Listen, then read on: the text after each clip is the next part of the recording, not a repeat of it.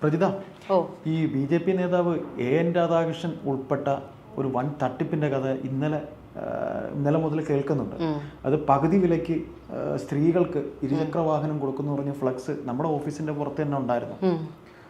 എന്തൊക്കെയാണ് അതിൽ നിന്നൊക്കെ അറിയാൻ കഴിയുന്നത്? നമ്മളും ഒരു വേള നമ്മുടെ ചില സുഹൃത്തുക്കൾക്ക് വേണ്ടി അതൊക്കെ അന്വേഷിച്ചതാണ്. അതെ, എന്നിട്ട് കിട്ടിയായിരുന്നോ? അന്വേഷിച്ചിട്ട് അവസാനം അതിലൊരു തട്ടിപ്പ് മണക്കുന്നുണ്ടെന്ന് നമുക്ക് തന്നെ സാറ് തന്നെ നമ്മളോട് പറഞ്ഞു. അതിലൊരു തട്ടിപ്പ് മണക്കുന്നുണ്ടെന്ന് സാറ് തന്നെ പറഞ്ഞു. കാര്യം ഞാൻ ഈ സ്ഥലവാസി അല്ലാത്തതുകൊണ്ട് എനിക്ക് ഇവിടുത്തെ അറിയില്ലല്ലോ. അപ്പോൾ സാറ് തന്നെ പറഞ്ഞു അതിലിങ്ങനെ ഒരു തട്ടിപ്പ് വീരന്മാരെ കളിക്കുന്നുണ്ട്. പക്ഷെ പിന്നെ നമ്മുടെ പ്രധാനമന്ത്രിയുടെ പടം വരെ വെച്ചിട്ടാണ് ഫ്ലെക്സ് വന്നത്. പ്രധാനമന്ത്രിയുടെയും AN രാധാകൃഷ്ണന്റെ ഒക്കെ. സത്യത്തിൽ പുള്ളി അതായത് പ്രധാനമന്ത്രി അറിഞ്ഞിട്ടുണ്ടാവൂല ഇവിടെ ഇങ്ങനെ ഒരു സംഭവം നടക്കുന്നു എന്നുള്ളത്. ഇതിപ്പോ എന്താന്ന് വെച്ചാല് ഒരു ഇടുക്കി സ്വദേശിയായിട്ടുള്ള ഒരു യുവാവ് 26 വയസ്സുകാരനാണ് അനന്തുകൃഷ്ണനാണ് അറസ്റ്റിലായിരിക്കുന്നത്. അതായത് CSR fund, corporate social responsibility fund, ചേട്ടൻ അറിയാലോ, അത് ഓരോ കോർപ്പറേറ്റ് കമ്പനികളും ഇത്ര ശതമാനം അത് സാമൂഹിക നന്മയ്ക്ക് വേണ്ടി വിനിയോഗിക്കണമെന്നുണ്ട്. ആ ഫണ്ട് സമാഹരിച്ചിട്ടാണ് ഇവർ ഈ ഒരു പദ്ധതി ആസൂത്രണം ചെയ്തിട്ടുള്ളത്. അപ്പോൾ മൂവാറ്റുപുഴ കേന്ദ്രീകരിച്ചിട്ട് ഇയാള് സീഡ് സൊസൈറ്റികളും സ്വകാര്യ കൺസൾട്ടൻസികളും ഒക്കെ വഴി ആണ് ഈ നടത്തിയിരിക്കുന്നത്. അതായത് അനന്തുകൃഷ്ണൻ ആണോ? ഒരെണ്ണത്തിൽ 26 കിടക്കുന്നത്. അപ്പോ Muvattupuzha socio economic development society, അതായത് സീഡ് എന്ന പേരിൽ ഒരു സൊസൈറ്റി ഉണ്ടാക്കിയിട്ട് അവിടെ നിന്ന് പണം പിരിച്ചെടുക്കുകയും ഒക്കെ ചെയ്തിട്ടുണ്ട്. അപ്പോൾ ഇത് നാട് നീളെ, ചേട്ടൻ പറഞ്ഞതുപോലെ നാട് നീളെ തന്നെ ഇവർ ഫ്ലെക്സ് അടിക്കുകയും ഒക്കെ ചെയ്തിട്ടുണ്ട്. ഈ ഒരു അറസ്റ്റ് ഉണ്ടാകുന്നതിന് മുമ്പ് തന്നെ ഇത്തരത്തിലൊരു 400 കോടി രൂപയുടെ തട്ടിപ്പാണ് ഇതിൽ പറയുന്നത്. ഈ 400 കോടി രൂപയുടെ തട്ടിപ്പ് എന്നുള്ള രീതിയിൽ വാർത്തകൾ വന്നു തുടങ്ങിയപ്പോൾ തന്നെ നമ്മൾ ശ്രീ AN രാധാകൃഷ്ണൻ, BJP സംസ്ഥാന വൈസ് പ്രസിഡന്റ് ആയിട്ടുള്ള AN രാധാകൃഷ്ണനെ നമ്മുടെ സാറ് തന്നെ, നന്ദകുമാർ സാറ് തന്നെ പലതവണ ഇതിന്റെ നിജസ്ഥിതി എന്താണ് എന്നറിയാൻ വേണ്ടിയിട്ട് വിളിച്ചിരുന്നു. പക്ഷെ അദ്ദേഹം ഫോൺ അറ്റൻഡ് ചെയ്തതേയില്ല അതിനു മുമ്പ്. അപ്പൊ സാറ് പറയുകയും ചെയ്തു അല്ലെങ്കിൽ എന്തെങ്കിലും വിവരം അറിയാൻ വിളിച്ചിട്ടുണ്ടെങ്കിൽ അദ്ദേഹം എടുക്കേണ്ടതാണ്. പക്ഷെ ഇത്തരത്തിൽ ഒരു കാര്യം അറിഞ്ഞിട്ട് പലതവണയാണ് സാറ് ഇതിന്റെ ഒരു നിജസ്ഥിതി അറിയാൻ വേണ്ടിയിട്ടൊക്കെ വിളിച്ചു നോക്കിയത്. പക്ഷെ അദ്ദേഹം എടുത്തില്ല. അത് പിന്നീട് ഈ വാർത്ത അങ്ങ് താന്നു പോകും. സ്വാഭാവികമായിട്ടൊരു അഴിമതി വരും, അത് പിന്നീട് അങ്ങ് പ്രാധാന്യമില്ലാതെ പോവുകയും ചെയ്യുമല്ലോ.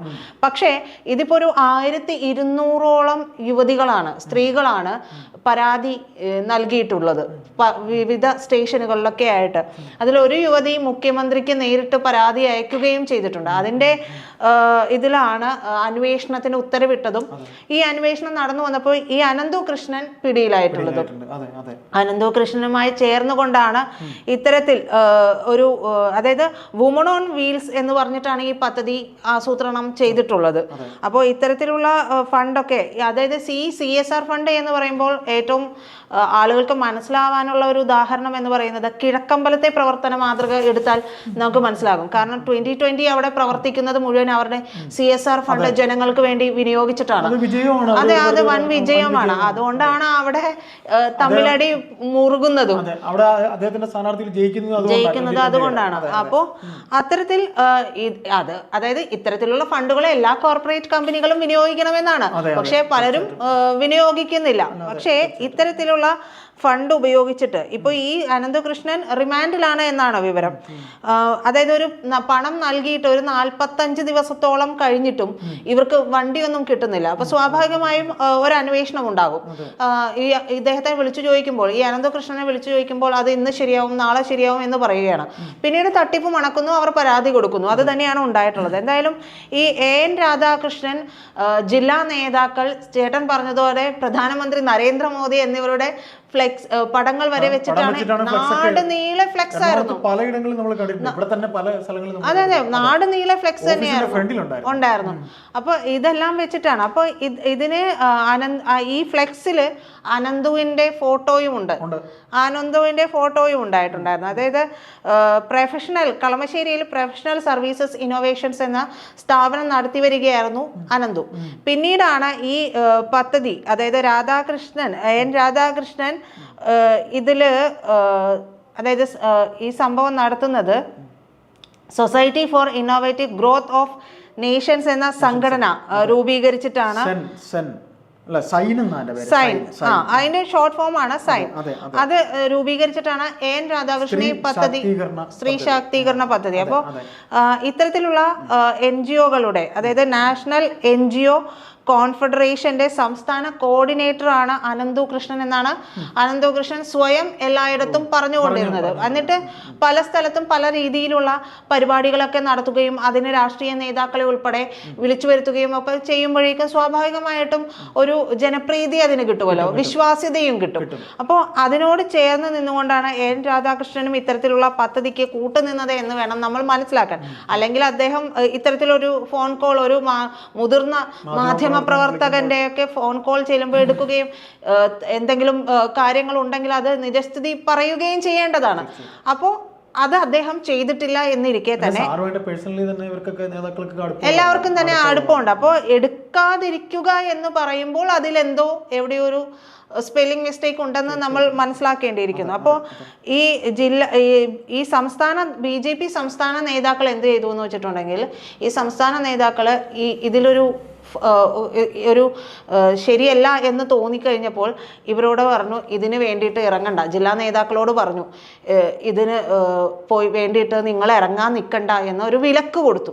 പക്ഷേ എൻ രാധാകൃഷ്ണൻ ഈ വിലക്കിനെയും മറികടന്നുകൊണ്ട് തന്നെ ഇത്തരത്തിലുള്ള കാര്യങ്ങളുമായിട്ട്, അതായത് അനന്തു കൃഷ്ണനുമായും ചേർന്ന് നിന്നുകൊണ്ടായിട്ട് സഹകരിച്ചായിരിക്കും മുന്നോട്ട് പോയിട്ടുണ്ട്. അപ്പോൾ എന്തിനു വേണ്ടിയിട്ടാണ് ഇത്തരത്തിലൊരു, ഇനി അനന്തു കൃഷ്ണൻ മാത്രമാണ് ഇതിലുള്ളത് എന്ന് വിചാരിക്കുക ചേട്ടാ. അങ്ങനെയാണെങ്കിൽ സംസ്ഥാന നേതാക്കൾ ഒരു കാര്യം പറയുകയാണ്, ഇതിലൊരു തട്ടിപ്പ് മണക്കുന്നുണ്ട്, നിങ്ങൾ അതിലേക്ക് പോകേണ്ട ആവശ്യമില്ല എന്ന് പറയുമ്പോൾ BJP സംസ്ഥാന വൈസ് പ്രസിഡന്റ് കൂടിയായിട്ടുള്ള അദ്ദേഹം എന്തിനാണ് ഈ വിലക്ക് മറികടന്നുകൊണ്ട് ഈ കാര്യത്തിൽ ചേർന്നുകൊണ്ട് വീണ്ടും വീണ്ടും അതിലേക്ക് പോയത്?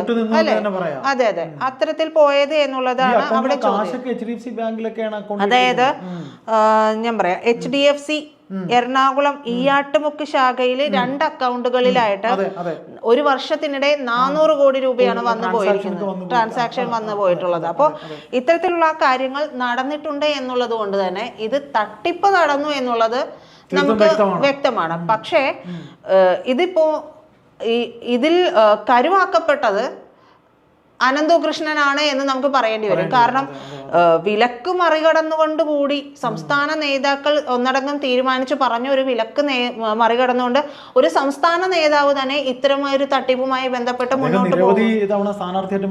അതെ, കഴിഞ്ഞ ലോക്സഭാ തിരഞ്ഞെടുപ്പിൽ മാത്രമാണ് അദ്ദേഹം മത്സരിക്കാതിരുന്നിട്ടുള്ളൂ. അതെ അതെ അതെ. അപ്പൊ അത്തരത്തിൽ മത്സരിച്ചിട്ടുള്ള ഒരു നേതാവ് ആ വിലക്ക് മറികടന്നുകൊണ്ട് മുന്നോട്ട് പോകുന്നു എന്ന് പറയുമ്പോൾ ഇത് അറിഞ്ഞു വെച്ചുകൊണ്ട് തന്നെ ചെയ്തതാണ് എന്നുള്ളതിലേക്ക് നമ്മൾക്ക് എത്തേണ്ടി വരും എന്നുള്ളതാണ്. എന്തായാലും ഇതിന്റെ അന്വേഷണമൊക്കെ മുന്നോട്ട് പോകുന്ന മുറയ്ക്ക് മറ്റ് വിവരങ്ങളൊക്കെ അതിനുള്ള സാധ്യതയാണ്. കാരണം ഈ 400 കോടിയുടെ ആരോപണം ആദ്യം ഉയർന്നു വന്നപ്പോഴും ആരും തന്നെ ഒരു മാധ്യമങ്ങളും എടുത്തിട്ടില്ല, കാര്യമായി എടുത്തിട്ടുണ്ടായിരുന്നില്ല. അപ്പോ വീണ്ടും മുഖ്യമന്ത്രിക്ക് ഇത്തരത്തിലുള്ള പരാതിയും കൂടി ചെന്നതിന്റെ അടിസ്ഥാനത്തിലാണ് ഇതിൽ ഒരു അന്വേഷണം ഓഫീസിൽ ഇടപെടുന്നത് BJP നേതാവ് ഉൾപ്പെട്ടതുകൊണ്ട് അവർക്ക് രാഷ്ട്രീയ വിരോധം കൊണ്ട് തന്നെയാണ് അവർ അതിന്റെ അന്വേഷണം പോയത്. വിരോധം മാറ്റി നിർത്തിയാലും സംസ്ഥാനത്ത് അറിയപ്പെടുന്ന ഒരു നേതാവ് ഇതിൽ പങ്കാളിയാകുക എന്ന് പറഞ്ഞാൽ BJPക്ക് ഉണ്ടാകുന്ന പേരുദോഷം വലുത് തന്നെ. അതെ അതെ അതെ അതെ. അദ്ദേഹം എത്രയോ സീനിയർ ആയിട്ടുള്ള ഒരു നേതാവാണ്. അപ്പോ അദ്ദേഹം ആ ഒരു തട്ടിപ്പിൽ അനന്തു കൃഷ്ണൻ മാത്രം ബലിയാടാകുമോ അതോ കൂടുതൽ അന്വേഷണം പോകുമോ എന്നുള്ളതാണ് നമുക്ക് കണ്ടറിയേണ്ടത്. എൻ രാധാകൃഷ്ണൻ മാത്രമോ അതേ ഇനി ജില്ലാ തലത്തിലോ സംസ്ഥാന തലത്തിലോ വേറെയും BJP നേതാക്കൾ? പക്ഷേ ജില്ലാ തലത്തിൽ എന്ന് പറയുമ്പോഴേ ഈ സംസ്ഥാന നേതാക്കൾ പറഞ്ഞതോടുകൂടി ജില്ലാ നേതാക്കളെ ഒന്നടങ്കം ഇതിൽ നിന്ന് മാറി നിന്നു എന്നുള്ളതാണ് നമുക്ക് മനസ്സിലാക്കാൻ കഴിയുന്നത്. അപ്പോൾ ഇതിന്റെ ഒരു ആകെത്തുക എന്നുള്ളത് ഇനി ഈ പറയുന്ന അനന്തകൃഷ്ണൻ മാത്രം തൂങ്ങുമോ അതോ അനന്തകൃഷ്ണൻ ഇനി ആരൊക്കെ ഉണ്ടെന്ന് വെളിപ്പെടുത്തിയാൽ ചിലപ്പോൾ ഈ സംഗതികൾ തിരിച്ചാക്കാൻ സാധ്യതയുണ്ട്. താൻ മാത്രം ബലിയാടാക്കപ്പെടുന്നോ എന്നൊരു തോന്നലും എൻ രാധാകൃഷ്ണൻ കൂടെ ചേർന്ന് പറഞ്ഞതാണോ അല്ലെങ്കിൽ വേറെ ആരെങ്കിലും ഒക്കെ ഉണ്ടോ എന്നുള്ളത് ആ അനന്തകൃഷ്ണന്റെ മൊഴിയിലാണ് എല്ലാം ഇരിക്കുന്നത്.